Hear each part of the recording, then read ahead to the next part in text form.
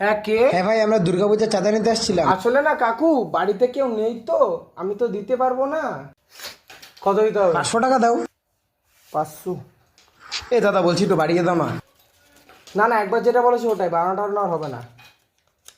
না, আগের বার মনে আছে তো, চাঁদানোর সময় বলে গেছিলে চিলি চিকেন ফ্রাইড রাইস কত কিছু বেছাবে, লাস্টে একটা খিচুড়ি প্যাকেটও পর্যন্ত বাড়িতে আসলো না, চাঁদা যেতে এসেছে বছর। ও কাকা, বাড়িতে আসো নাকি? এই কেনা? এ কাকা, পাড়ার চাঁদাটা নিতে আসছিলাম। না ভাই, চাঁদা হাতে দিতে পারবো না। কিসের পাড়ার চাঁদা? মাত্র এসে চাঁদা নিয়ে গেল, পাড়ার চাঁদা বলা? অত টাকা দিতে পারবো আরে না। কাকা, এমন করছে কোনো, দিয়ে দাও না। আচ্ছা লেখ, মিন্টু মহন্ত। জানোই তো বাড়িতে কেউ নেই, বললামই তো, আমার কাছে তো টাকা টাকা থাকে না, আমি না দিতে পারবো না, ঠিক আছে? বলছি কাকু, কত লিখবো? 50 টাকা লেখ। কত? কাকু বেশি না, 5,000 টাকা। 5,000 টাকা?